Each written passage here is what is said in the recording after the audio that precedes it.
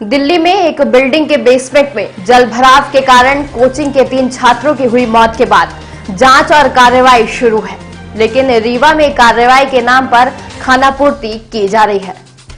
बता दें कि 2 दिन से शहर की बिल्डिंगों के बेसमेंट का नगर निगम की टीम निरीक्षण कर सर्वे कर रही है, जहां अलग अलग बिल्डिंगों में सैकड़ों दुकानें संचालित मिली, लेकिन अब तक सिर्फ 7 को नोटिस देकर टाइम पास किया जा रहा है।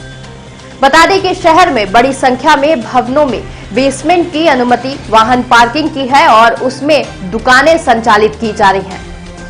गौरतलब है कि दिल्ली की घटना के बाद मुख्यमंत्री ने वीडियो कॉन्फ्रेंसिंग के जरिए अधिकारियों से कहा था कि तत्काल पूरे शहर की जांच कराई जाए और जहां पर भी पार्किंग की जगह पर दुकानें या दूसरे उपयोग हो रहे हैं, वहां पर सख्त एक्शन लिया जाए।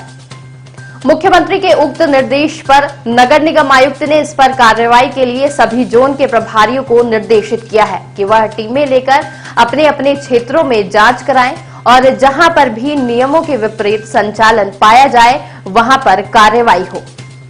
बता दें कि बीते 2 दिनों में निरीक्षण और नापजोख तक की कार्रवाई हुई है, जिसमें कुछ लोगों को नोटिस जारी किए गए हैं, लेकिन अब तक एक भी कार्रवाई नहीं की गई है। जोन प्रभारी एच.के. त्रिपाठी ने बताया कि उनके द्वारा अपने क्षेत्र में भ्रमण कर हालात का जायजा लिया गया था और संबंधित भवन स्वामियों से भवन अनुज्ञा की अनुमति मांगी थी।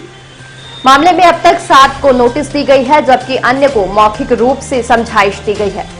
फिलहाल नगर निगम की कार्रवाई को लेकर सवाल उठने लगे हैं और कहा जा रहा है कि यह महज एक दिखावा है। बहरहाल देखना होगा कि यहाँ बिल्डिंगों में पार्किंग के लिए बनाए गए बेसमेंट की दुकानें बंद कराई जाती हैं या फिर सब कुछ पहले जैसा ही चलता रहेगा। दिल्ली बेसमेंट की घटना होने के बाद पूरे देश में तो कार्रवाई शुरू की।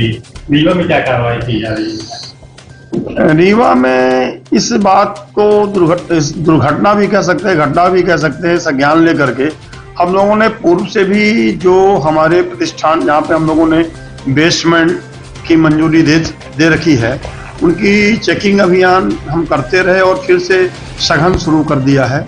हम लोग जिन लोगों को बेसमेंट में पार्किंग के लिए अनुज्ञा जारी की है, उनका चेक करना कि प्रॉपर वो पार्किंग बनाए हैं कि नहीं बनाए हैं, और जिन लोगों ने उसका दुरुपयोग किया है वहाँ पे गोदाम या कोई अन्य प्रतिष्ठान संचालित कर रहे हैं, जैसे आपकी दुकान हो गई, ब्यूटी पार्लर्स हो गए या अन्य गतिविधियां, कोचिंग हो गई, उन पर हम सीधा उनको नोटिस जारी करके समझाइश दे करके उनको वहां से हटा रहे हैं और अपन उसको पार्किंग के रूप में उपयोग करें, तथा जो नियम में गोदाम के लिए उन्हें अनुमति दी गई थी उसको गोदाम के रूप में नियमानुसार उसका उपयोग करें। इसी पे हम लोग जो है कार्रवाई शुरू किए हैं। अभी तक कितना को चिन्हित किया गया? अभी हम लोगों ने प्रथम तौर पर चरण पर 7 लोगों को नोटिस दिया है और 3-4 हमारे जो गोदाम बेसमेंट वाले उन्हें प्रॉपर व्यवस्था दे रखी थी उसका भी हम लोगों ने चेक किया है,